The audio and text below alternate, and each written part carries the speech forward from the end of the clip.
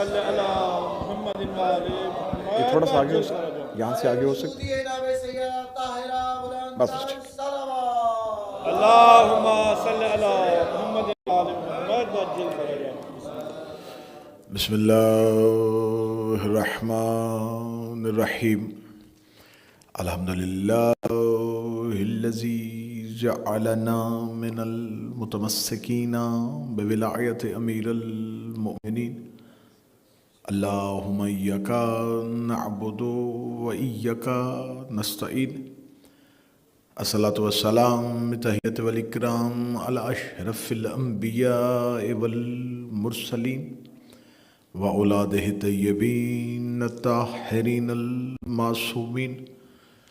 ثم الصلاۃ والسلام علی الصدیقۃ المبارکہ الرازیۃ المرضیہ عالمۃ غیر معلمہ بنت القلم والنون وسر بین الکاف والنون ودلیل ارادت کن فیکون وکتاب المکنون.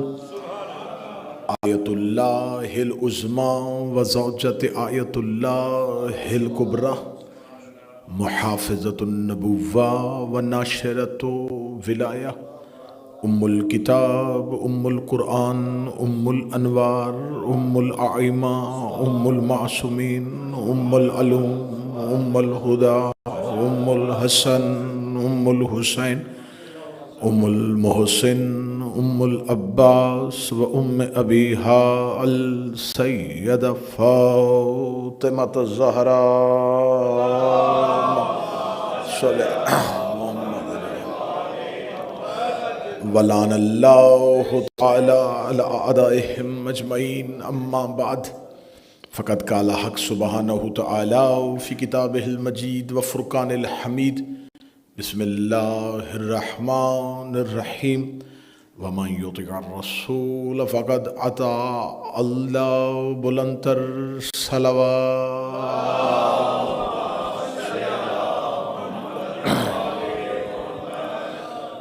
دعائے مالکان ذکر بندگان ذکر کا وارثان ذکر کی بارگاہ میں پیش ہونا قبول فرمائے.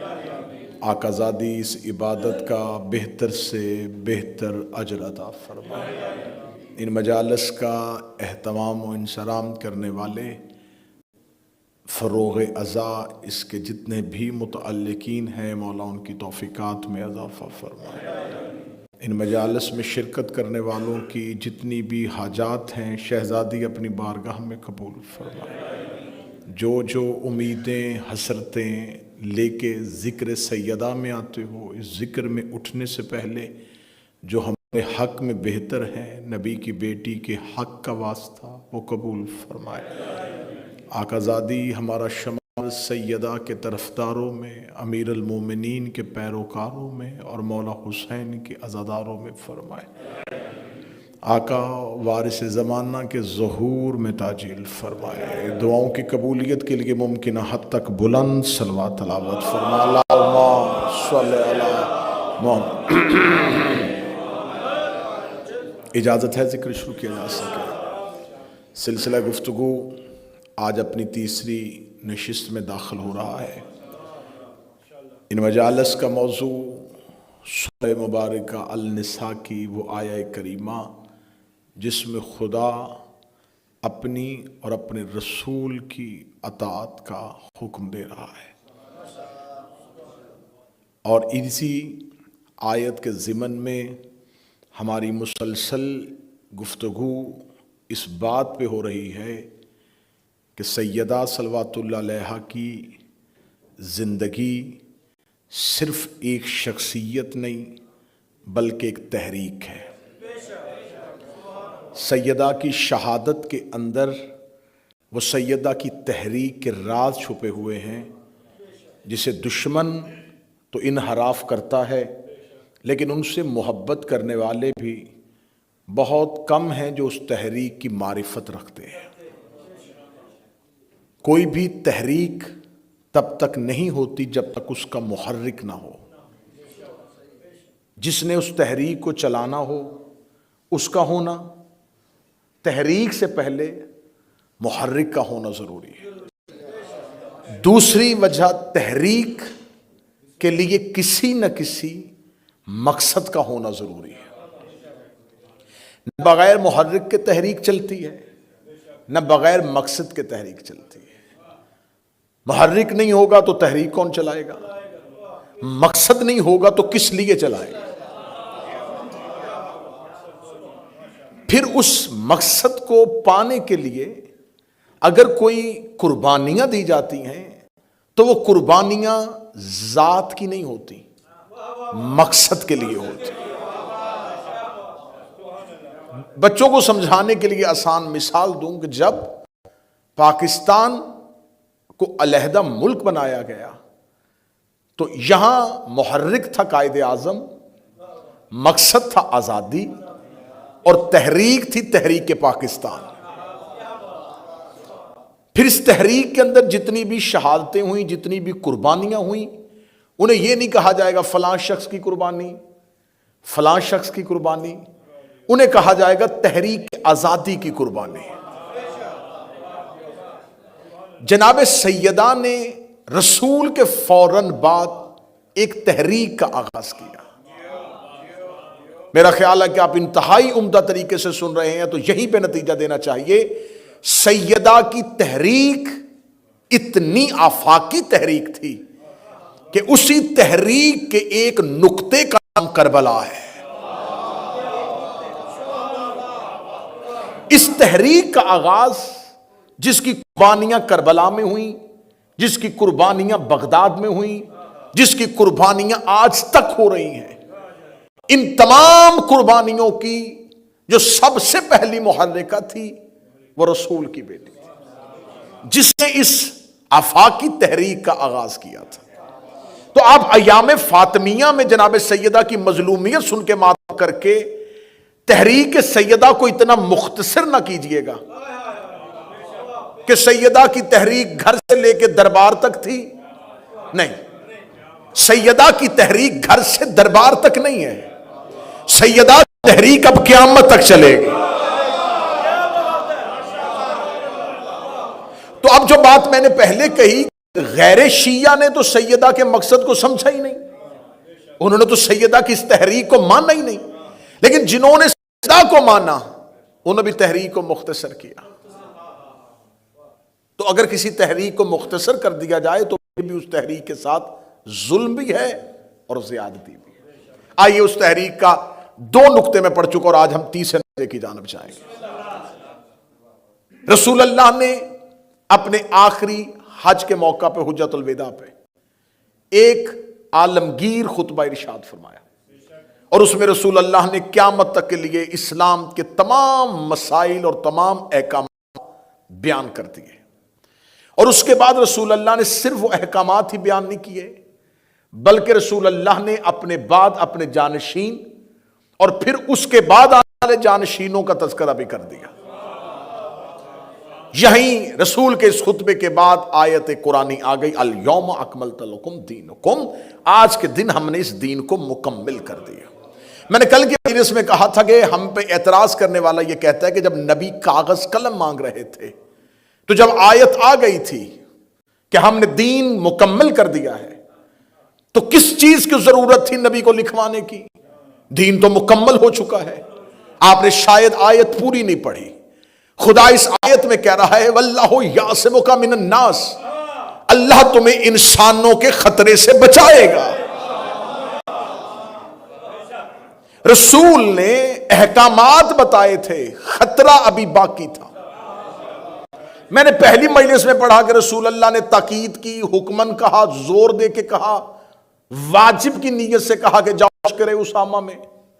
اتنا تاکیدی حکم تھا، مسلمانوں نے نہیں مانا، روگردانی کر دی.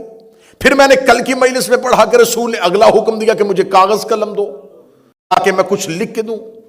پھر مسلمانوں نے روگردانی کر دی. اب یہاں پر میں آج کی مجلس میں آغاز کرنے لگا ہوں کہ آخر کون سی وجہ تھی کہ جو اصحاب رسول کے لب ہلنے کا انتظار کرتے تھے کہ رسول کوئی حکم کرے اور ہم پورا کریں، جنہوں نے رسول کے کہنے پہ بت چھوڑے، جنہوں نے رسول کے کہنے پہ بیٹیاں زندہ دفن کرنا چھوڑی، جنہوں نے نبی کے کہنے پہ غیر اللہ کا سجدہ چھوڑا، جنہوں نے نبی کے کہنے پہ شراب کے مٹکے گھروں سے نکلے، جنہوں نے نبی کے کہنے پہ جوگر بت پرستی چھوڑی، جنہوں نے نبی کے کہنے پہ نمازیں پڑھنی شروع کی، روزے رکھنے شروع کیے، اتنا سب کچھ نبی کے کہنے پہ کر دیا، آخر میں کیا مجبوری بنی تھی کہ سب کچھ نبی کے کہنے پہ کرتے رہے؟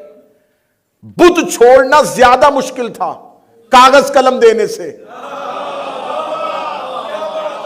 جو قریب بیٹھے، جو نوجوان بیٹھے ہیں، یہ اس فکر میں میرا ساتھ دیجیے گا، وہ عادتیں جو گمراہی کے زمانے میں پڑی ہوں اسے بڑھاپے میں آ کے چھوڑنا، بڑھاپے میں صرف عمر ہی پختہ نہیں ہوتی،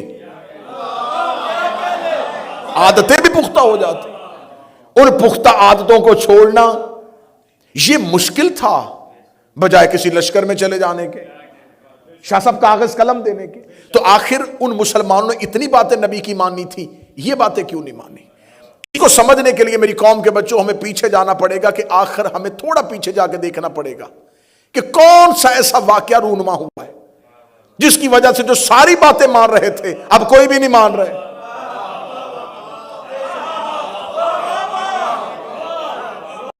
جو نبی کے اشارے کو سمجھتے تھے، نبی کہتے تھے 2 رکعت، وہ 2 پڑھتے، 4 پڑھو 4، 3 پڑھو 3 پڑھو، یہاں 7 چکر لگاؤ 7، اتنی باتیں مانتے تھے، کیا ہو گیا تھا کہ نبی کہہ رہے اور وہ نہیں مان رہے؟ اس کا مطلب ہمیں دیکھنا پڑے گا کہ قریب قریب کون سا واقعہ رونما ہوا۔ تو جب یہ نبی کی باتوں کا انکار کر رہے تھے، ان سے 70 دن پہلے نبی نے علی کی مولائیت کا اعلان کیا، صرف 70 دن پہلے، صرف 70 دن پہلے رسول نے علی کی مولائیت کا، حاکمیت کا، جانشینی کا اعلان کر دیا۔ تو اس کا مطلب ہے کہ وہ جو ساری باتیں مان رہے تھے اب اگر نہیں مان رہے تو یہ وجہ ہے وہ خطبہ جو رسول غدیر میں دے چکے ہیں۔ یہاں اللہ نے کیا کہا تھا؟ واللہ یعصمک من الناس، اللہ تمہیں انسانوں سے بچائے گا۔ قبلہ تشریف فرمائی، یہاں پر خدا نبی سے یہ نہیں کہہ رہا ہے کہ میں تمہیں کسی کو جسمانی نقصان نہیں پہنچانے دوں گا۔ کیا کس کی جرت تھی کہ نبی کے بدن کو نقصان پہنچا دے؟ جسمانی نقصان کی بات نہیں ہو رہی، خدا کہہ رہا ہے اللہ تمہیں انسانوں کے شر سے بچائے گا۔ یہاں بدن کی بات نہیں ہو رہی، یہاں نبوت کی بات ہو رہی ہے، کیونکہ یہ صرف نبی کی نبوت نہیں ہے، یہ پورے کا پورا کار رسالت ہے، اور یہ کار رسالت اس میں آدم کی محنت، نوح کی محنت۔ اگر یہ نبی نہ ہوتا، کون آج موسیٰ کو مانتا؟ کون آج ابراہیم کو مانتا؟ کون آسمانی کتابوں کو مانتا؟ یہ وہ نبی تھا جس نے توریت بھی منوائی، انجیل بھی منوائی، زبور بھی منوائی، موسیٰ بھی منوایا، یوشع بن نون بھی بنوایا، ابراہیم بھی بنوایا، اسماعیل بھی بنوایا۔ اس کا مطلب ہے اس نبی کی زندگی کے اندر سارے نبیوں کی زندگی بند تھی، اس نبی کے اندر پورا اسلام بند تھا، جس نبی کے اندر پورا اسلام بند تھا اللہ اسے کہہ رہا تھا یا ایھا الرسول بلغ ما انزل علیک، اگر تو نے یہ نہ پہنچایا تو پھر تو نے کچھ بھی نہیں پہنچایا۔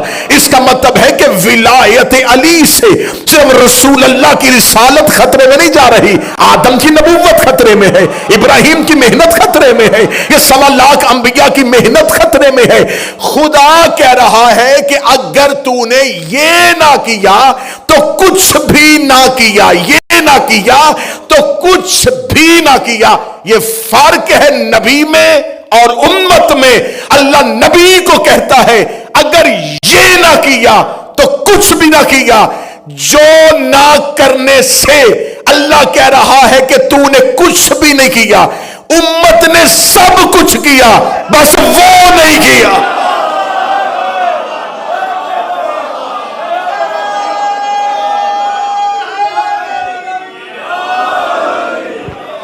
میں بات سمجھا سکوں یا نہیں سمجھا سکا؟ کتنا فرق ہے؟ بسم اللہ، کتنا فرق ہے کہ اللہ کہہ رہا ہے اگر یہ نہ کیا کچھ نہیں کیا، امت نے باقی سب کچھ کیا،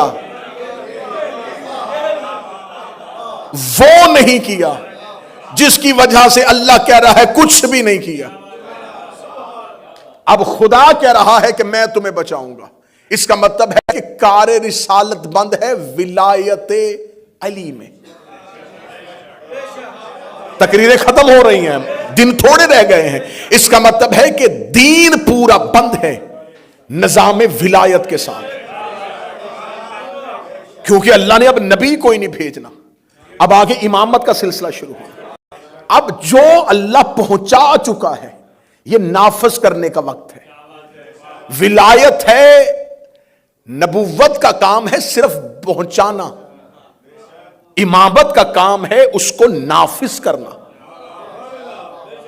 اب نبی کی نبوت میں اور امام کی ولایت کے درمیان ایک گیپ ہے.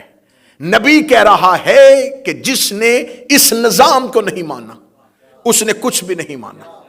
نبی کی نبوت اور اس نظام ولایت کے درمیان امت آ کے کھڑی ہو گئی. امت نے کہا کہ ہم نبی کا اس نظام کو اس ولایت کے نظام کے ساتھ مربوط نہیں ہونے دیں گے. اللہ نے کہا تھا کہ میرا محمد تو نہ گھبرانا، تو چلا بھی گیا، تو نے دنیا چھوڑ بھی تھی، میں اس نظام کو بچاؤں گا. لے میں تقریر کا پہلا، آج کی تقریر کا پہلا جملہ اپنے جگر سے نکال کے تمہارے اذہان عالیہ کے حوالے کرنے لگاؤ. اللہ نے کہا میرا محمد اگر تو آ بھی گیا یہ پھر بھی اس نظام پہ کچھ نہیں کر سکتے، کیونکہ میں تمہیں بچاؤں گا. وہ جو اللہ نے کہا تھا میں بچاؤں گا، اس میں کو فاطمہ کہتے ہیں. وہ اس اللہ کی میں کو، یہ اس اللہ کی میں کا نام فاطمہ.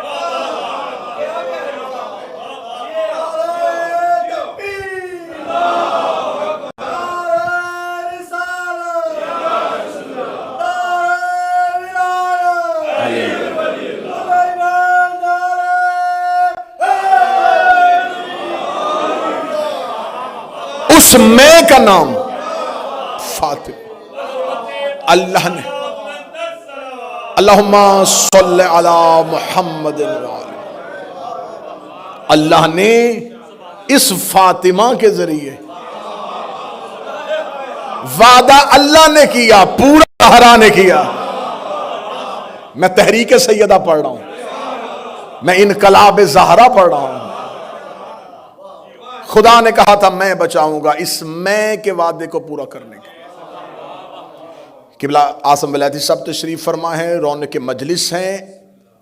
مذہب جعفریہ کے ہاں یہ حدیث معتبر ہے، غیر شیعہ کے ہاں اس حدیث کو لکھا گیا ہے لیکن اتنے تواتر کے ساتھ نقل نہیں کیا گیا جس طرح شیعوں نے مانا ہے. لیکن یہ غیر شیعہ کی کتابوں میں بھی یہ حدیث موجود ہے. نبی نے ایک حدیث سے قدسی کو بیان کیا. نبی نے فرمایا اللہ نے مجھے کہا تھا لولا لما خلقت الافلاک، میرا محمد اگر تو نہ ہوتا. یہ شیعوں کے ہاں مستند ہے، اس پہ شیعوں کے ہاں کوئی جھگڑا نہیں ہے. سب شیعوں نے اسے صحیح مانا ہے کہ یہ صحیح ہے اور تواتر کے ساتھ یہ نقل ہوئی ہے اور اسے حدیث قدسی کی حیثیت ہے. اگر آپ نے ہزاروں دفعہ سنی ہے لیکن آپ نے آدھی سنی ہے، میں پوری پڑھنے لگا. فرمایا میں زمین و آسمان پہ کچھ نہ بناتا اگر تجھے نہ بناتا، کیونکہ یہ سب کچھ تیری وجہ سے. اگر تو نہیں ہوگا تو اس نظام کو چلائے گا کون؟ یہ نظام ہستی، یہ نظام ہست و بود، یہ نظام گیتی، یہ نظام آب و گل، یہ قائم ہی تیری وجہ سے، کیونکہ تو اس کا رسول ہے. پھر خدا نے فرمایا میرا محمد اگر میں علی کو خلق نہ کرتا تو تجھے بھی خلق نہ کرتا. یہاں معاذ اللہ نبوت کو کمزور یا مفضول نہیں کیا جا رہا، یہاں اعلیٰ کیا جا رہا ہے کہ اگر یہ علی نہ ہوتا تو تو نے جو نظام پہنچایا تھا اسے لے کے کون چلتا؟ تو اگر اس نظام کو میں نے آگے نہ چلانا ہوتا، میں تجھے نہ بناتا، کائنات نہ بناتا اگر تو نہ ہوتا، تجھے نہ بناتا اگر علی نہ ہوتا. قرآن یہاں لے آ، میں سر پہ رکھ کے حدیث پڑھتا ہوں. فرمایا اگر فاطمہ نہ ہوتی میں تجھے اور علی دونوں کو نہ بناتا.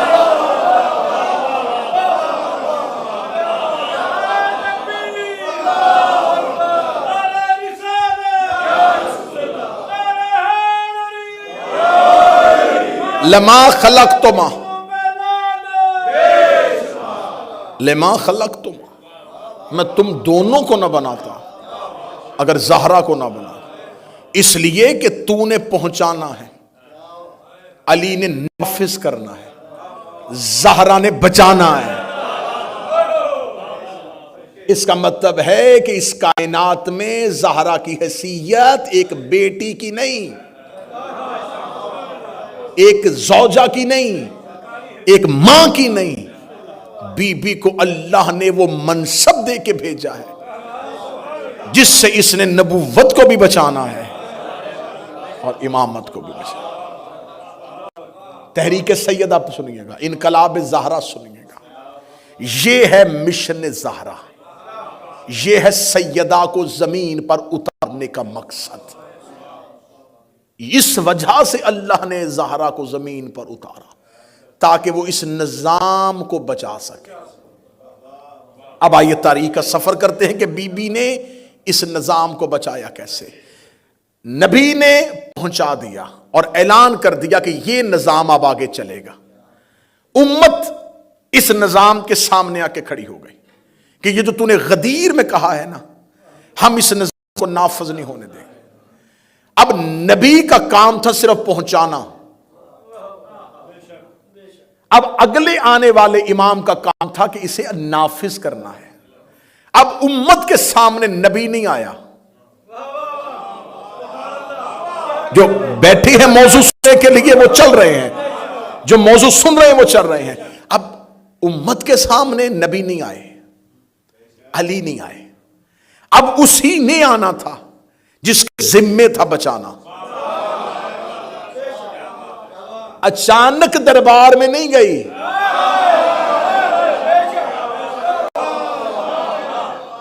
زمینی ملکیت کے لیے نہیں گئی، شہزادی نے اس پورے نظام کو بے نقاب کرنا ہے۔ سیدہ کی تحریک کہاں سے شروع ہوتی ہے؟ اب یہاں پر تاریخ کا یہ سفر ہے کہ رسول اللہ، جہاں تک میں کل پہنچا، رسول کا دو مجھے کاغذ قلم، میں تمہیں کچھ لکھ دوں، انکار کر دیا گیا، رسول کو وہ کاغذ قلم نہ دیا گیا۔ اب یہاں پر اہل سنت کتابوں میں ابن ابی الحدید نے بھی اپنی شرح میں لکھا کہ رسول نے بستر سے سر اٹھایا اور اٹھا کے رسول نے فرمایا میرے حبیب کو بلاؤ، اور نبی کی ایک زوجہ جلدی سے اٹھی اور انہوں نے اپنے باپ کو بلایا۔ جو ہی صاحب شارح نہج البلاغہ ابن ابی الحدید کہتا ہے کہ جو ہی وہ شخص جسے نبی کی ایک زوجہ نے، جب نبی نے کہا میرے حبیب کو بلاؤ، اس نے اپنے باپ کو بلایا، نبی نے چہرہ پھیر کے کہا میرے حبیب کو بلاؤ۔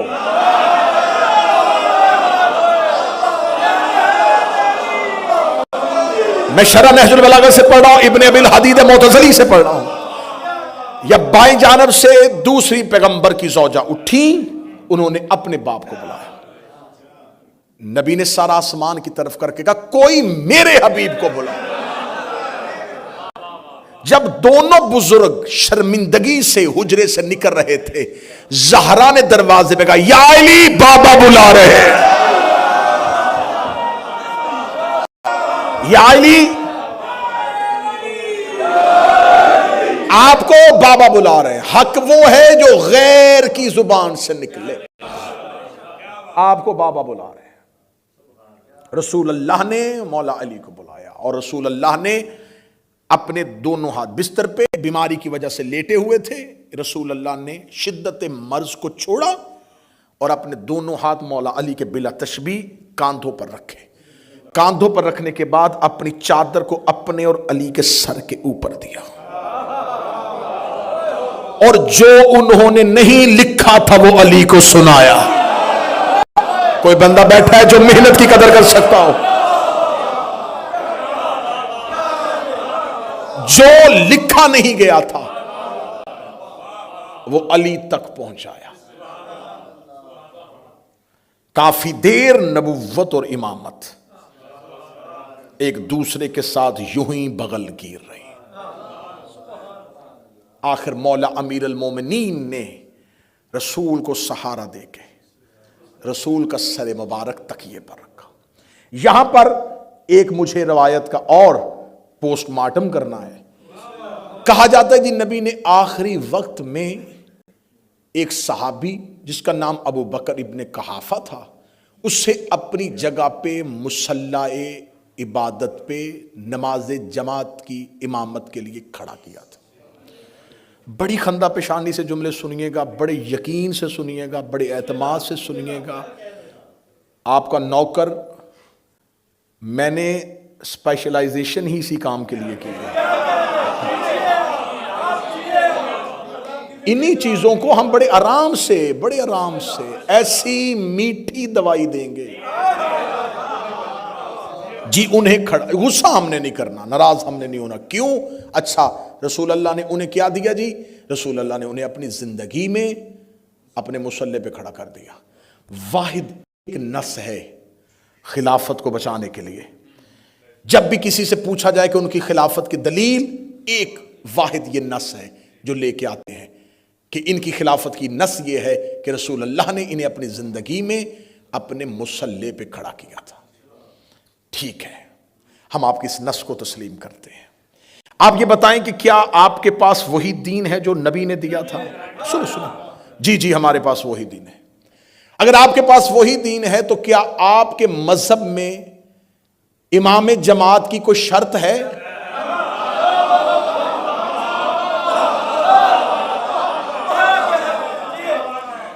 ہاں، اگر تو آپ کے ہاں یہ رول ہے کہ امام جماعت کی یہ شرائط ہے تو پھر مان لیتے ہیں کہ آپ کے پاس آپ نے نبی کا دین فالو کیا ہے، تو نبی نے بھی اتنے صحابہ میں سے ایک قابل کو چنا، تو آپ نے بھی اس کے بعد ایک قابل کو چنا۔ جب آپ مصلی پہ کھڑا کرتے ہوئے صرف عمر دیکھتے ہیں،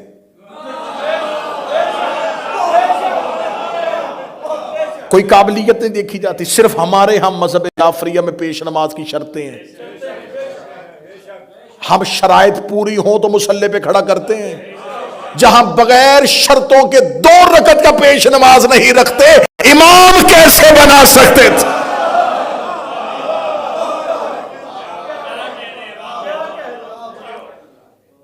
یہ ایک نص ہے کہ جس وجہ سے انہیں، اور جب اس کو پڑھا گیا تو اس کے لیے اتنی حدیثیں، خود ہی اتنی کنفیوژن پیدا کی ہوئی ہے کتابوں میں کہ ایک حدیث ہے کہ رسول نے کہا تھا، ایک حدیث کے رسول نے نہیں کہا۔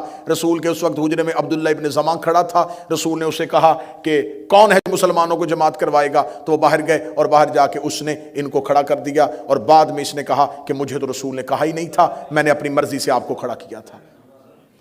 اتنی کنفیوژن ہے کہ کوئی ایک بھی حدیث مجھے صحیح لا کے بتائے کہ یہ ایک حدیث ہے جس کو تمام نے مستند کہا ہے اور تمام نے اس پر اجماع کیا ہے کہ یہ حدیث ہمارے ہاں معتبر ہے۔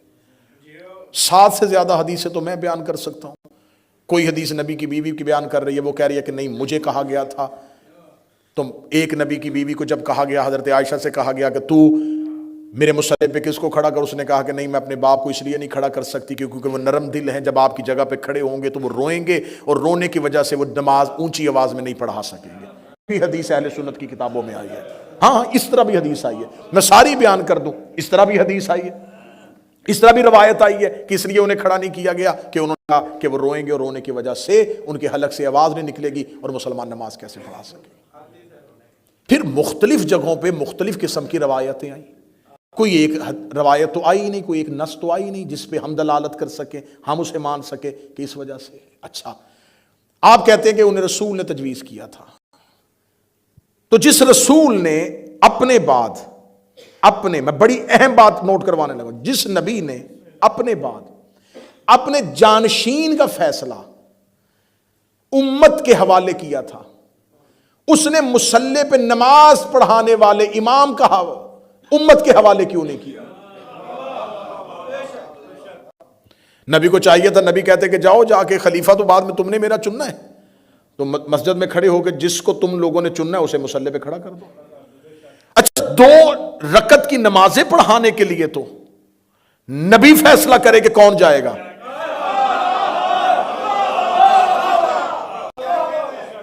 اب دونوں صورتوں میں سے ایک صورت ہے کہ اگر نبی نے انہیں چنا تھا تو پھر ماننا پڑے گا کہ نبی اگر اپنی ایک نماز پڑھانے کے لیے اپنے مصلی پہ خود فیصلہ کرتے ہیں کہ کون پڑھائے گا، تو پھر اپنے بعد اپنے جانشین کا فیصلہ بھی انہوں نے کرنا تھا کہ کون جائے گا. اور اگر نبی نے جانشین کا فیصلہ نہیں کیا تو پھر امامت بھی غلط ہے. پھر دوسری بات ہے، تھوڑی دیر پہلے نبی کہہ رہے کاغذ قلم دو، اور انہی میں سے ایک شخص کہہ رہا ہے کہ انہیں ہذیان ہو گیا ہے، اور جب انہوں نے کہا اسے کھڑا کر دو، انہوں نے کہا اب ٹھیک ہو گئے ہیں.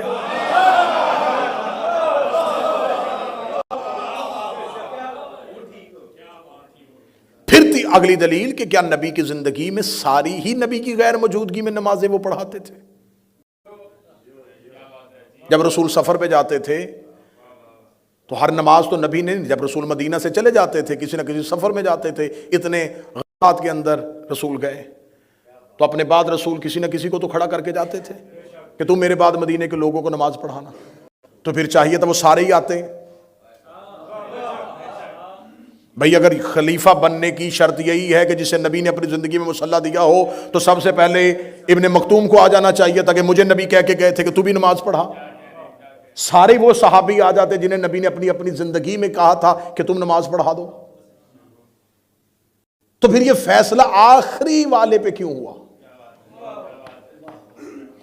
اچھا، نماز پڑھانے کے لیے ٹائم زیادہ لگتا ہے یا بستر پہ رات سونے کا ٹائم زیادہ ہوتا ہے؟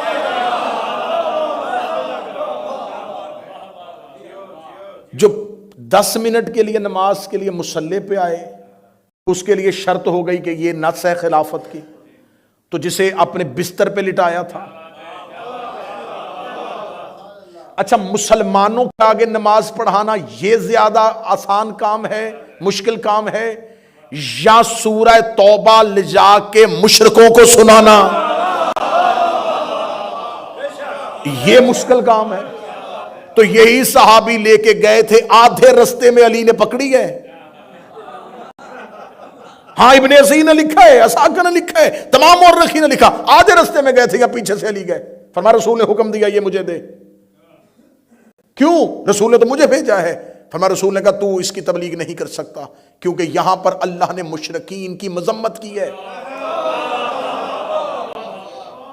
مشرکین کی مذمت کرنی ہے، ان کے سامنے جا کے کھڑے ہو کے کہنا دیکھو ہمارے اللہ نے تمہارے پر یہ لعنت بھیجی ہے، اللہ نے تمہیں اس لہجے سے پکارا ہے. ایسا نہ ہو کہ تم کہیں جا کے وہاں قرآن کی آیت پڑھنی شروع کرے اور آگے سے کوئی مشرک ہی کھڑا ہو کے کہہ دے آج مذمت کر رہا ہے، کل ہمارے ساتھ بتوں پوچھ رہا تھا.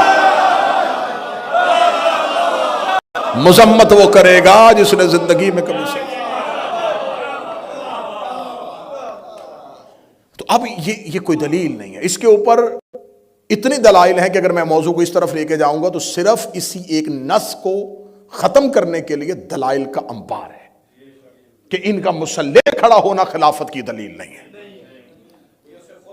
ہاں، خلافت کی دلیل کس طریقے سے یہ فیصلہ ہو سکتا ہے کہ کوئی ایک انسان جو مسلح پہ نماز پڑھائے اور پھر وہی بعد میں رسول کا جانشین بھی بن جائے اور وہی بعد میں رسول کا خلیفہ بن جائے. جب مولا علی نے رسول کو بستر پہ لٹایا تو رسول کی آنکھیں بند ہوئی. رسول اللہ کی آنکھوں کا بند ہونا تھا. جس لمحے رسول کی آنکھ بند ہوئی رسالت مآب کا سر مبارک آغوش امیر المومنین میں تھا. مولا علی کی گود میں نبی کا سر تھا. نبی کی آنکھیں بند ہو گئی. اب میں یہاں سے تاریخ پڑھوں، مصائب نہیں ہے، یہ تاریخ ہے. مجھے انقلاب زہر اور کے سیدہ کو پڑھنا ہے. نبی کی آنکھیں بند ہوئیں. اہل بیت اطہار نے رونا شروع کیا. رونے کی آواز حجرے سے نکل کے دروازے پہ پہنچی. دروازے پہ اصحاب پیغمبر کا رش تھا. اب یہ جو باتیں ہیں میں اہل سنت کی تواریخ سے پڑھ رہا ہوں، میں طبقات ابن سعد سے پڑھ رہا ہوں، میں اخد الغابہ سے پڑھ رہا ہوں، میں ابن اساکر سے پڑھ رہا ہوں، میں زہبی سے پڑھ رہا ہوں. ان تمام نے ان واقعات کو انہی الفاظ کے ساتھ لکھا. اصحاب دروازے پہ گریہ کر رہے تھے، شدت غم میں نڈھال ہو رہے تھے، بے چین ہو کے رو رہے تھے کہ رسول دنیا سے چلے گئے. اس نام میں ایک شخص نبی کے گھر سے باہر نکلا جس نے تلوار کو نیام سے نکالا ہوا تھا. نام اس کا عمر ابن خطاب تھا. اس نے دروازہ پیغمبر پہ جا کر خبردار کوئی نہ روئے. کون کہتا ہے کہ محمد مر گئے؟ جیسے موسیٰ 40 دن کے لیے گئے تھے ویسے ہی یہ بھی گئے ہیں. ان قریب وہ ہمارے پاس واپس آ جائیں گے. پھر تھوڑی دیر وہ سکوت میں رہے. پھر سکوت میں رہنے کے بعد پھر سر اٹھایا جیسے عیسیٰ کو اللہ نے زندہ اٹھا لیا تھا. ہمارے نبی کو بھی زندہ اٹھایا ہے، یقیناً وہ ہمارے پاس جلد پلٹ کے واپس آ جائیں گے۔ جب انہوں نے یہ دو دلیلیں دی تو روتے ہوئے مسلمان خاموش ہو گئے۔ وفات رسول کا دنیا سے جانا ایک موما بن گیا، ایک کشمکش کی کیفیت ہو گئی کہ نبی زندہ ہیں، آسمانوں پہ چلے گئے، غائب ہو گئے۔ روتے ہوئے مسلمان چپ ہوئے۔ اتنی دیر میں اہل سنت تواریخ کہتی ہے عمر ابن زائدہ مجمع میں سے کھڑا ہوا، اس نے عمر ابن خطاب کی طرف دیکھا، اس نے قرآن کی آیت پڑھی۔ خدا کہتا ہے کہ جب میرا محمد ہم تمہیں ان سے اٹھا کے لے جائیں گے تو یہ پلٹ جائیں گے اپنے دین کی جانب۔ جو ہی اس نے یہ آیت پڑھی فوراً انہوں نے کہا خبردار، اگر تو نے شور کیا میں سر تن سے جدا کر دوں گا۔ اتنی دیر میں ابو عبیدہ جراح اور ایک اور شخص آیا، اس نے آ کے کہا اعلان کر دو کہ نبی دنیا سے جا چکے ہیں۔ اب یہاں پر اہل سنت تواریخ کہتی ہے کہ اس صحابی کا یہ غصے میں خطاب کرنا، مسلمانوں کو جھڑکنا ان کی جذباتی کیفیت تھی، ان کو یہ خبر برداشت نہیں ہو رہی تھی، لہذا وہ جذبات میں آ کر مسلمانوں سے خطاب کیا۔ جب انسان جذبات میں آ کے اس طرح کی بات کرتا ہے پھر تھوڑی دیر کے بعد وہ حقیقت کو تسلیم کرتا ہے تو پھر وہ حقیقت کے سامنے گھٹنے ٹیکتا ہے۔ یہ جذبات میں آئے تھے کہ میں نہیں مان سکتا کہ نبی دنیا سے چلے گئے، پھر جب ان کے ذہن نے قبول کر لیا تھا کہ نبی چلے گئے، انہیں نبی کے جنازے پہ جانا چاہیے تھا، صحیفہ میں نہیں جانا چاہیے تھا۔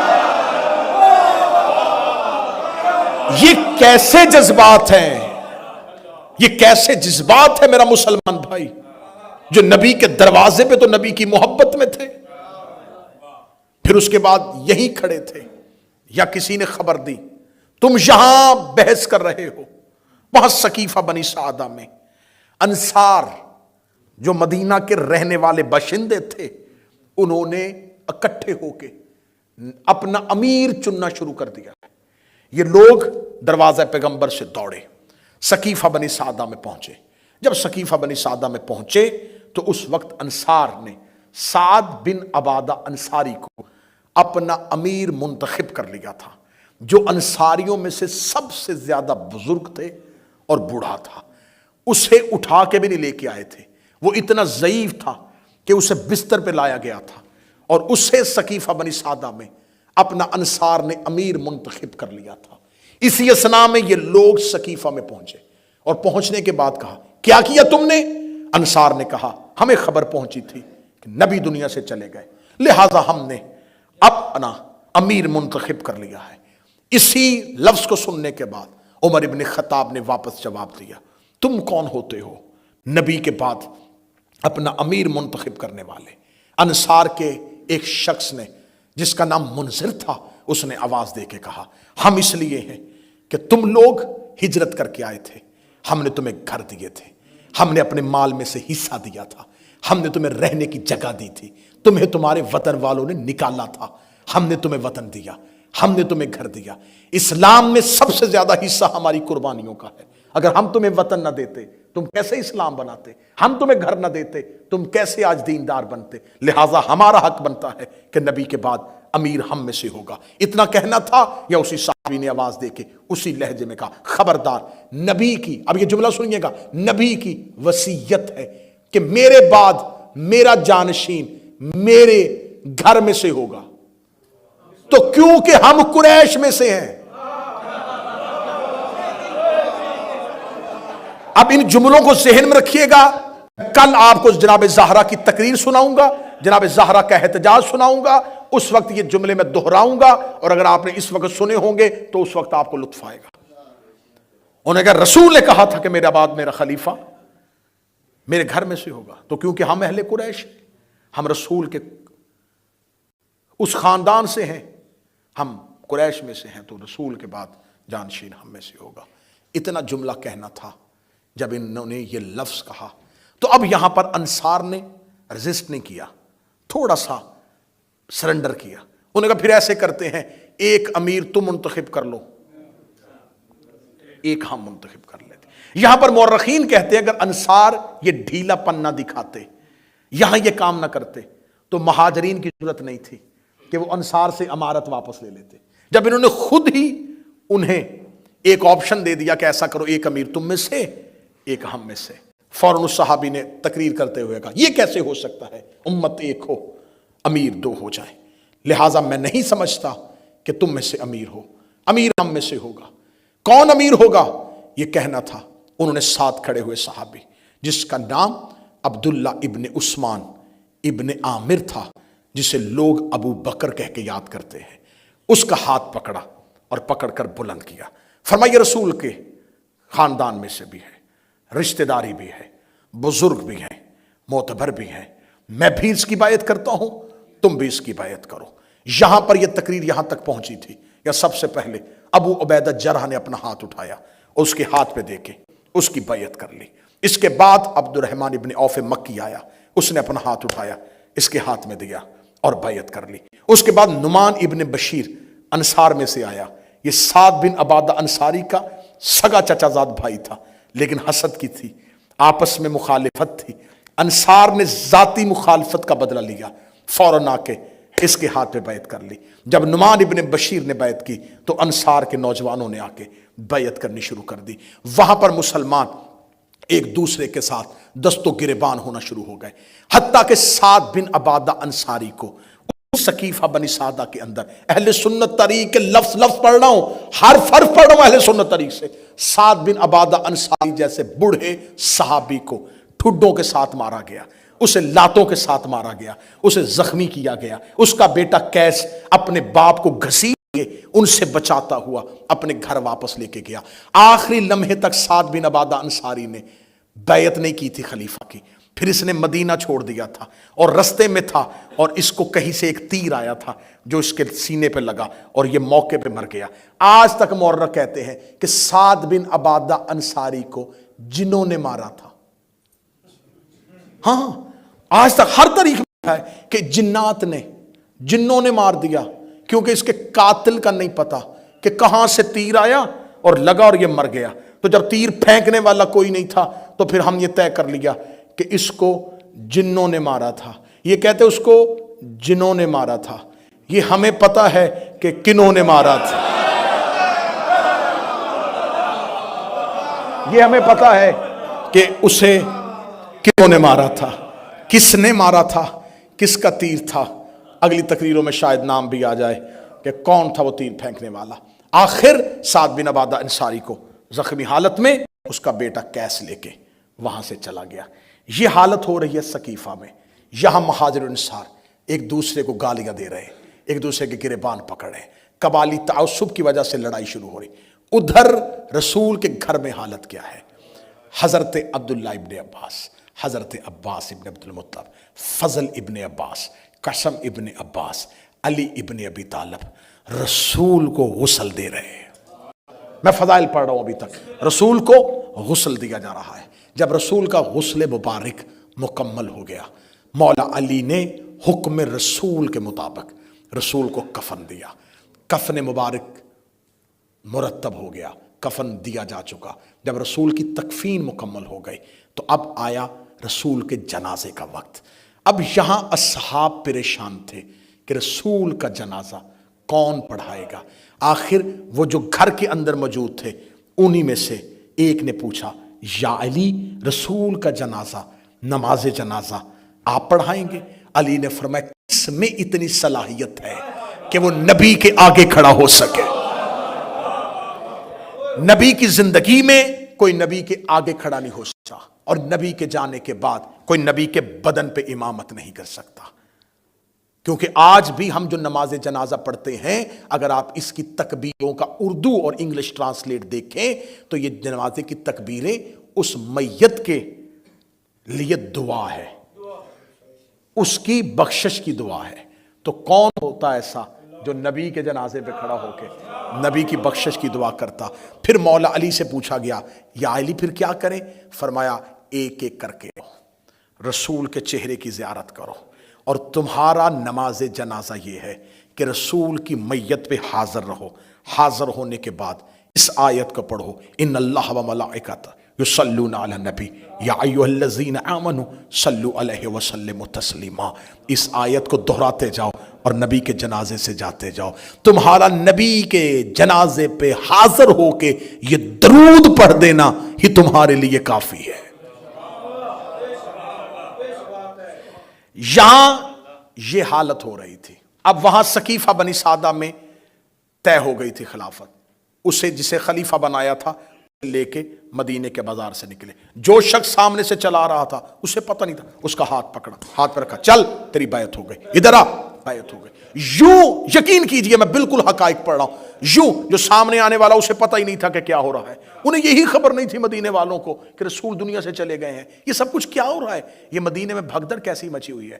میں حسینیہ اسلامک مشن بریڈ فورڈ میں یہ باتیں اپنی زندگی میں ریکارڈ بنا کے جا رہا ہوں، یہ سب کچھ رسول کے جانے کے بعد اچانک نہیں ہوا، غدیر سے لے کے رسول کی شہادت تک پوری پلاننگ کے ساتھ ہوا تھا، ورنہ اتنی جلدی کسی کا منتخب ہو جانا، کسی کا وزیر خزانہ بن جانا، کسی کا چیف جسٹس بن جانا، اتنی جلدی عہدوں کی تقسیم کروا دینا، یہ کچھ کیسے ممکن تھا؟ مہاجرین طے پا چکے تھے، جس انصار سے بیعت لینی تھی وہ طے ہو چکے تھے، کیونکہ غدیر سے آنے کے بعد یہ ساری پلاننگ ہو رہی تھی، ووٹیں توڑی جا رہی تھی، لوگ اکٹھے کیے جا رہے تھے، ملایا جا رہا تھا کہ ہم نے نبی کے بعد کیا کرنا ہے، یہ سب کچھ ادھر ترتیب پا رہا تھا۔ موضوع سے آپ متفق ہیں؟ یہ سب کچھ بس میں بالکل ختم کر رہا ہوں، یہ سب کچھ کیونکہ کل مجھے جناب سیدہ کے دربار میں پہنچنا ہے، بی بی کی تقریر اور بی بی کی اس تحریک کے منطقی نتائج آپ تک پہنچانے ہیں۔ جب یہ سب کچھ ہو رہا تھا علی اپنے گھر میں خاموش تھے، پوری ذمہ داری کے ساتھ بمثل قرآن یہ کتاب سامنے موجود ہے۔ اہل سنت نے بھی لکھا کہ رسول کا تدفین، رسول کا دفن ہونا رسول کی رحلت کے 3 دن بعد ہوا۔ اہل سنت لکھا، ابن خلدون نے لکھا 3 دن تک نبی کا جنازہ نبی کے گھر میں رہا۔ سب نے لکھا کہ 3 دن تک نبی کا جنازہ نبی کے حجرے میں پڑا رہا۔ آج کسی میت کو بغیر سرد خانے کے ایک رات کو گھر میں رکھے نہیں رکھ سکتا، فوراً کسی سرد خانے کا اہتمام کرو، کسی کولڈ سٹور کو ڈھونڈو، کیونکہ میت سے بدبو آ جائے گی۔ رسول کا جنازہ اس گرمی کے موسم میں 3 دن تک گھر کے اندر ہے۔ یہ میں مذہب شیعہ کی وکالت نہیں کرنے لگا، غیر کو اس کے گھر سے اعتراض کرنے لگا، جواب دینے لگا ہوں۔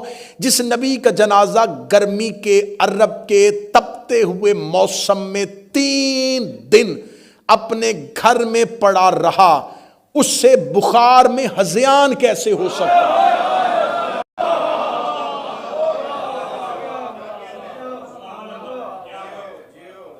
3 دن تک نبی کا جنازہ گھر میں موجود رہا۔ سوموار والے دن، یہ جو میں نے کل والی مجلس میں جملے پڑھے تھے، یہ جمعرات کا واقعہ تھا۔ جمعرات کے بعد رسول زندہ رہے سوموار تک۔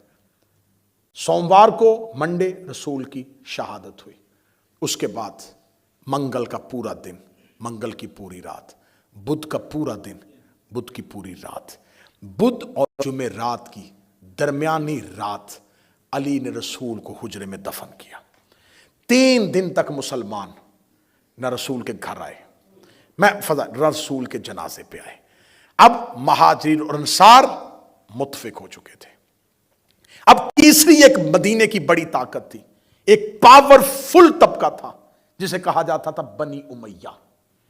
یہ بنی امیہ مالی طور پہ، فائنینشلی طور پہ مضبوط لوگ تھے، عددی طور پہ فگر وائز بہت زیادہ لوگ تھے، لہٰذا حکومت مکمل نہیں ہو سکتی تھی جب تک بنی امیہ کو شامل نہ کیا جائے۔ بنی امیہ ابھی تک اپنا فیصلہ نہیں کر پا رہے ہیں، ابھی تک ان کا کوئی فیصلہ نہیں، ثقیفہ میں بھی نہیں گئے، ابھی تک وہ خاموش ہیں۔ خاموش کیوں ہیں؟ محبت علی میں نہیں، محبت رسول میں نہیں۔ ان کا سردار جس کا نام ابو سفیان تھا، وہ اس وقت مدینے میں نہیں تھا، وہ بزنس کی غرض سے شام جا رہا تھا۔ رستے میں اسے خبر ملی نبی دنیا سے چلے گئے۔ اس نے پہلا سوال کیا، خلیفہ کسے بنایا ہے؟ اہل سنت تاریخ، اہل سنت ہسٹری، خلیفہ کس کو بنا کے گئے؟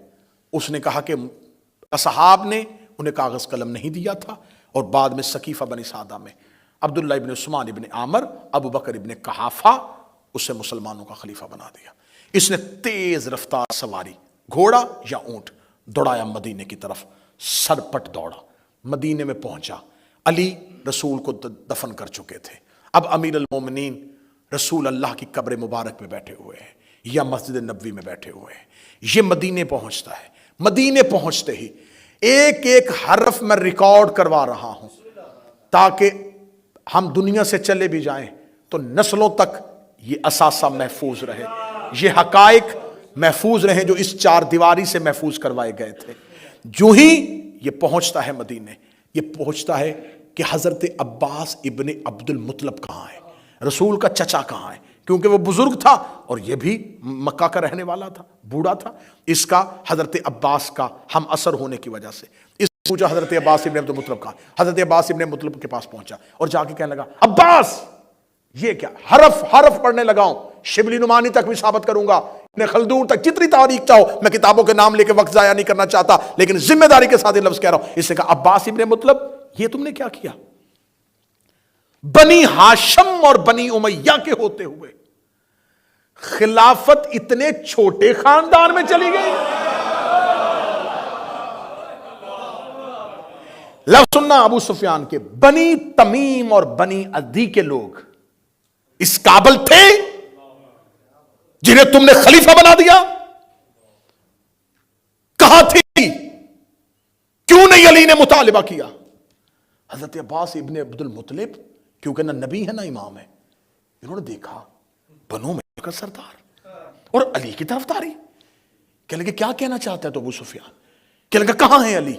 علی کو کہیں اٹھیں، اگر علی کے پاس لوگ نہیں ہیں میں لے کے آؤں گا، خدا کی قسم میں مدینے کی گلیوں کو سواروں سے اور پیادوں سے بھر دوں گا، علی کو تلوار بھی نہیں چلانے دوں گا، صرف جا کے علی دربار میں کھڑا ہو کے اتنا کہے خلافت میرا حق ہے، یہ کہہ کے علی خاموش ہو جائے، پھر ہم دیکھیں گے کہ ہم ان سے خلافت کیسے واپس نہیں لیتے۔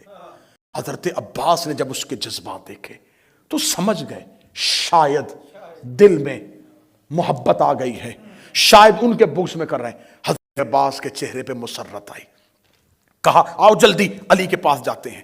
امیر المومنین کے پاس گئے، امیر المومنین مسجد نبوی میں ریت پہ بیٹھے ہوئے ہیں، یہاں یہ پہنچے دونوں بزرگ حضرت عباس ابن عبد المطلب اور ابو سفیان۔ حضرت عباس ابن مطلب نے آ کے فوراً علی کا شانہ ہلایا، حضرت عباس ابن عبد المطلب کی آواز آئی اے علی دیکھو کون ملنے کے لیے آیا ہے۔ مولا علی نے سر نہ اٹھایا، یا ابو سفیان کی آواز ہے اے علی اٹھو، اپنے کرتے سے اس ریت کو جھاڑو اور اٹھو میرے ساتھ دربار میں دیکھتا ہوں کون تمہیں خلافت نہیں دیتا۔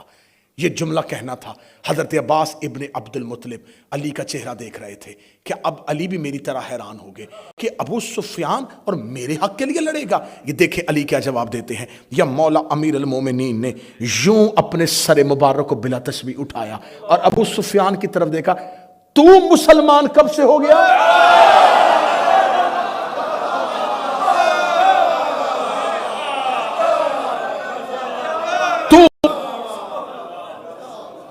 مسلمان کب سے ہو گیا؟ یہ لفظ نہیں ہے، اسے کہتے ہیں امام، یہ ہے حکمت امیر المومنین، تو کب سے مسلمان ہو گیا؟ یہ کہنے کے بعد علی نے فرمایا تجھے کس نے یہ اختیار دیا ہے کہ تم مسلمانوں کے اندرونی مسئلوں پہ بولے؟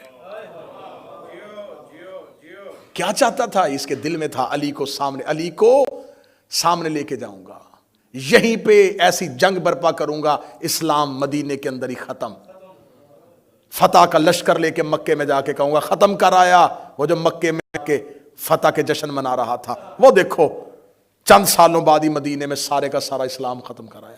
علی نے فرمایا تمہیں کس نے یہ کہا ہے کہ تم مسلمانوں کے مسائل کے اندر بولو؟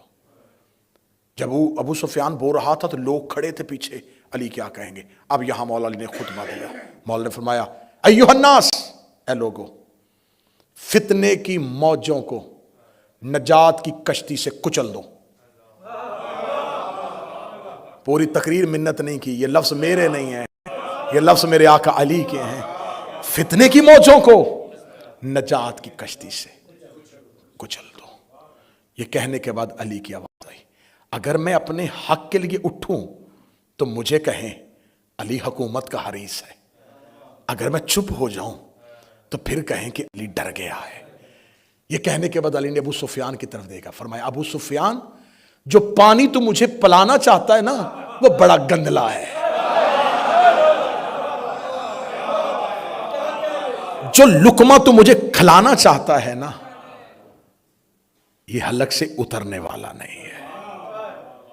یہ کہہ کے علی نے اگلا لفظ کہا، فرمایا اگر میں نے لڑنا ہی ہے تو بھول گئے ہو تم بدر اور احد، بھول گئے ہو تم بدر اور احد۔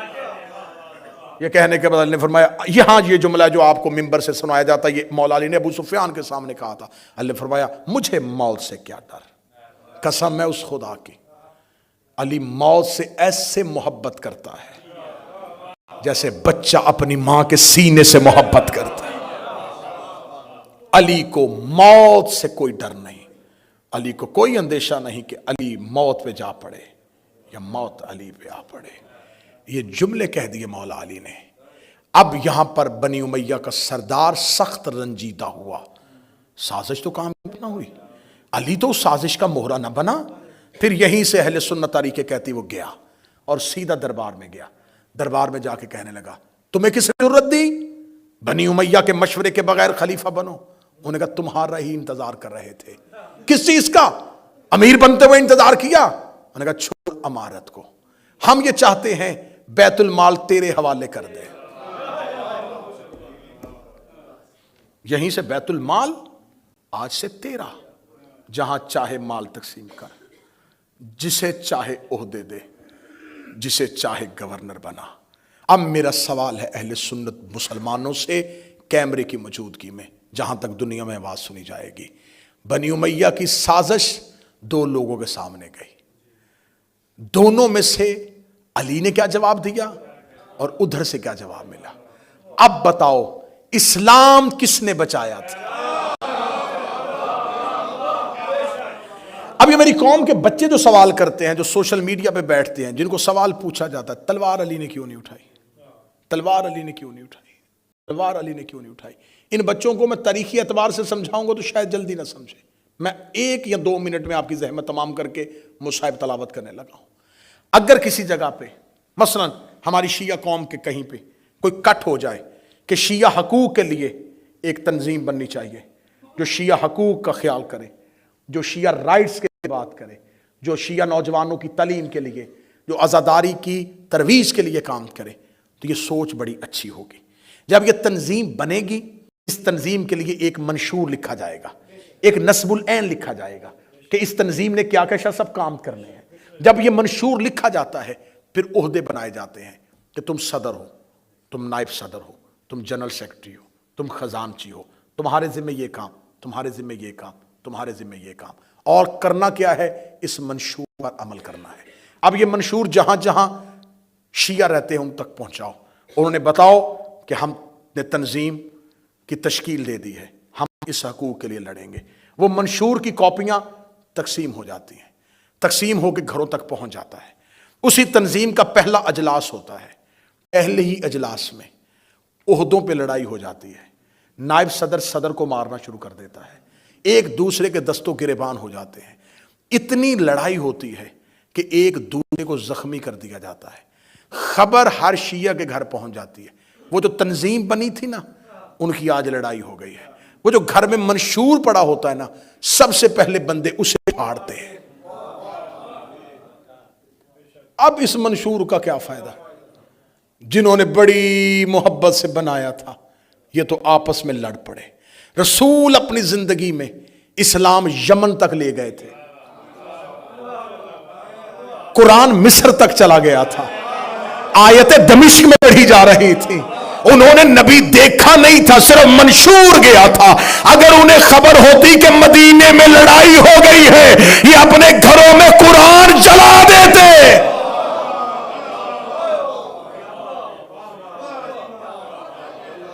اسلام سمٹ کے صرف اتنے سے مدینے میں رہ جاتا. باقی لوگ کہتے کیا فائدہ اس اسلام کا، کل بنایا تھا جو عہدوں پہ لڑ پڑے. چھوڑو قرآن، ہماری پھر وہی قبائلی تقسیم ہی ٹھیک تھی. اگر یہ سب کچھ اسلام نے یہی کرنا تھا تو پھر ہم وہاں غلط تھے. وہاں بھی تو کوئی امیر ہوتا تھا اور کوئی غلام ہوتا تھا، کوئی آقا ہوتا تھا، کوئی نوکر ہوتا تھا. اسلام ختم ہو جاتا. امام کا کام حکومت بچانا نہیں،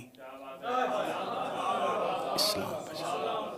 ایک سطر میں آج کی تقریر بند کرنے لگا ہوں، وقت بہت زیادہ پھیل گیا کہ موضوع اتنا ہے کہ اس پہ گھنٹوں بولا جائے. 5 مجلسیں بڑی تھوڑی ہیں، اشرے پڑھے جائیں تو سیدہ کی تحریک پڑھی جائے.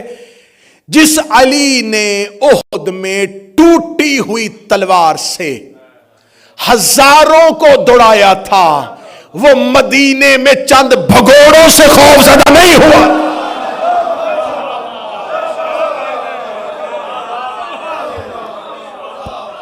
اسے کوئی خطرہ نہیں تھا، لیکن وہ علی صرف اور صرف حکومت کو قربان کر رہا تھا اسلام کے لیے. علی خاموش اپنے گھر میں چلے گئے. اب مدینے میں خاموشی ہے، علی کے پاس لوگ نہیں ہیں. وہاں رونق لگی ہوئی ہے، روزانہ بیعتیں ہو رہی ہیں، عہدے تقسیم ہو رہے ہیں. نبی کے گھر میں خاموشی ہے. نبی کے حجرے میں بیٹی باپ کی جدائی میں رو رہی ہے. صبح سے مدینے کی مسجد میں بیٹھا ہوا تنہا علی شام کو گھر آتا ہے. دروازے پہ رسول کی بیٹی علی کا انتظار کرتی ہے. میں مصائب شروع کرنے لگا ہوں. علی کا پہلا قدم دروازے پہ آتا ہے. وہ نبی کی بیٹی اٹھتی ہے، علی کا ہاتھ تھامتی ہے، تھام کے علی کو علی کے حجرے تک لے کے آتی ہیں. حجرے میں آ کے علی کو علی کی مسند پہ بٹھا کے کہتی ہے، میں نے سنا ہے مدینے کے لوگ آپ کو سلام نہیں کرتے. یہ جملہ نہیں ہے، یہ درد کا پہاڑ ہے. میں نے سنا ہے مدینے کے لوگ آپ کو سلام نہیں کرتے. روتے ہوئے علی کی آنکھیں زہرا کی طرف جاتی ہیں. رو کے کہتی صرف سلام ہی نہیں، اگر میں کسی کو سلام کروں بھی وہ مجھے جواب نہیں دیتے. زہرا اپنی چادر تطہیر سے علی کے آنسو صاف کرتی ہے. رو کہتی یا علی آپ نہ روئیں، ہمیں ان کے سلام کی کیا ضرورت. ہمیں اللہ سلام کرتا ہے، ہمیں ملائکہ سلام کرتے ہیں، ہمیں فرشتے سلام کرتے ہیں. یا علی ابھی زہرا زندہ ہے. میں تحریک زہرا پڑھ رہا ہوں. شیعو سب کچھ بھول جانا، زہرا کی اس تحریک کو نہ بھولنا. شاید تمہیں یوں زہرا کی تحریک کوئی نہ سنائے. رسول کی بیٹی روزانہ علی کا ہاتھ پکڑتی، ہاتھ پکڑ کے گھر سے لے کے آتی، مدینے کے ایک ایک دروازے پہ جاتی، انصار کے گھروں کے دروازے پہ دستک دیتی. 2 روایتیں. ایک روایت ہے کہ زہرا اونٹنی پہ بیٹھتی تھی اور علی مہار پکڑتے تھے. ایک روایت نہیں، علی کے ساتھ پیدل چلتی تھی. لیکن یہ لکھا ہے سب نے کہ زہرا علی کا ہاتھ پکڑ کے مدینے میں انصار کے دروازوں پہ آتی تھی. انصار کے دروازوں پہ آتی، دستک دیتی، دستک دے کے دروازے پہ کھڑی رہتی، ساتھ علی کھڑے. تمہیں صرف ہم ممبر سے سناتے ہیں کہ دربار میں چند گھنٹے کھڑی رہی ہے.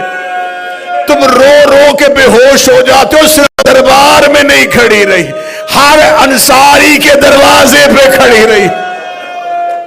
دروازے پہ کھڑی ہوتی، ساتھ علی کھڑے ہوتے، دروازے پہ دستک دیتی.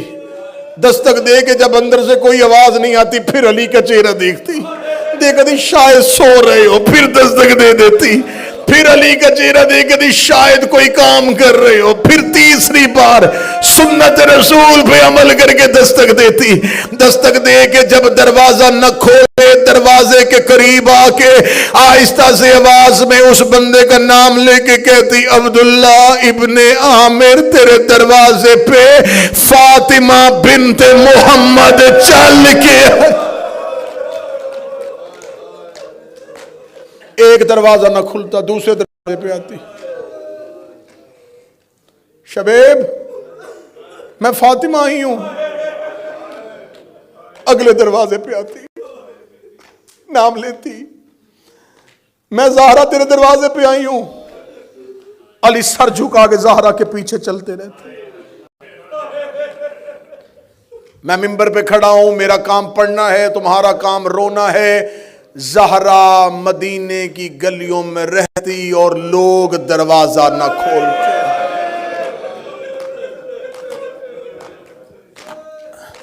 اگلی صبح پھر علی کا ہاتھ پکڑتی، پھر چلی جاتی، پھر دروازوں پہ جاتی۔ کتابیں کہتی ہیں کہ مدینے کے آخر میں ایک گھر تھا، معاذ بن جبل کا۔ یہ واحد بندہ ہے جس نے زہرا کے آنے کے بعد دروازہ کھولا ہے۔ بیعت اس نے بھی نہیں کی۔ دروازے پہ آیا، چادر میں لپٹی، علی کا ہاتھ پکڑا ہے۔ معاذ نے دروازہ کھولا، زہرا کو تھوڑا سکون ہوا۔ دیکھتی معاذ تو بھی بھول گیا غدیر میں میرے بابے کا خطبہ؟ میرے بابا نے علی کی بیعت کروائی تھی۔ معاذ دے کے کہتا، فاطمہ بنت محمد، کاش میں تمہیں شرمندہ نہ کرتا، لیکن مجھے بتا مجھے اکیلے کی بیعت سے علی کا کیا بنے گا؟ زہرا نہ روز دروازوں پہ آیا کر، علی کو لے کے گھر چلی جا۔ اب انہوں نے علی کو خلافت نہیں دینی، اب انہوں نے علی کو علی کا حق نہیں دینا۔ روزانہ علی کا ہاتھ پکڑ کے دروازے پہ آتی، سادات وغیرہ سے معافی مانگ کے اگلا جملہ کہنے لگا ہوں، تم میرے جملوں کے پیچھے پیچھے چلتے رہے، تو نے پیچھے مڑ کے زہرا کی حویلی نہیں دیکھی۔ اس گھر میں صرف ماں اور باپ نہیں رہتے تھے، اس گھر میں 2 بیٹے رہتے تھے اور 2 بیٹیاں رہتی تھی۔ جب ماں اور باپ گھر سے چلے جاتے، بیٹے دروازوں پہ آ جاتے، بیٹیاں حجرے پہ آ جاتی۔ جب ماں اور بابا روتے ہوئے واپس پلٹتے، زینب ماں کا چادر پکڑتی، حسین بابے کا ہاتھ پکڑتا، رو کے زینب کہتی ہے اماں آج بھی کسی نے دروازہ نہیں کھولا۔ حسین بابے کا ہاتھ چوم کے کہتے ہیں بابا آج بھی کسی نے بیعت نہیں کی۔ علی بھی بیٹے کو جواب نہ دیتے، زہرا بھی بیٹی کو جواب نہ دیتی۔ فاطمہ اپنے مسلح پہ چلی جاتی، علی اپنے بستر پہ چلے جاتے۔ حسین زینب کا ہاتھ پکڑتا، دروازے پہ آتا، رو کے کہتا زینب تو دیکھتی ہے روز بابا بھی جاتا ہے، روز ماں بھی جاتی ہے، یہ مدینے کے لوگ ہماری ماں کو خالی بھیجتے ہیں۔ زینب میرے سر پہ ہاتھ رکھ کے وعدہ کر، جو کام ماں اور بابا سے نہیں ہوا وہ میں اور تو مل کے کریں گے۔ زینب حسین کے گلے میں باہیں ڈالتی، رو کے کہتی تو کربلا رہنا میں شام چلی جا۔ حسین تو کربلا رہنا میں شام چلی جاؤں گی۔ حسین ہم بہن بھائی بچائیں گے۔ بابے کی ولایت، سادات و غیر سادات، بس کیونکہ مجھے کل اور پرسوں 2 دن بی بی کے وہ درد پڑھنے ہیں جو ممبر سے نہیں پڑھے جاتے۔ مجھے بی بی کی تاریخی اور تفصیلی شہادت پڑھنی ہے۔ غم اتنے ہیں کہ دن تھوڑے تھے، میں معافی چاہتا ہوں، مجھے معاف کر دینا، مجھ سے بی بی کے سارے دکھ پڑے نہیں گئے۔ بس یہ جو آج ہم خاک شفا کی تسبیح ہاتھ میں پکڑتے ہیں، سب سے پہلی خاک شفا کی تسبیح، مٹی کی تسبیح بی بی زہرا نے بنائی تھی۔ بی بی جاتی جناب حمزہ کی قبر پہ بیٹھ کے حمزہ کی قبر کی مٹی اکٹھی کی، اس کی ایک تسبیح بنائی، روز آ کے بابا کی قبر پہ بیٹھ جاتی، اپنے ہاتھوں سے بابے کی قبر سے بابا بابا بابا علی تنہا ہو گیا، بابا میں بڑی کوشش کر رہی ہوں، بابا میں کوشش کر رہی ہوں علی کو علی کا حق مل جائے، لیکن بابا لوگ علی کو علی کا حق نہیں دے رہے، بابا میں فاطمہ بھی زندہ ہوں۔ آقا جائیے مولا جائیے، منتظر آج سارا جہاں۔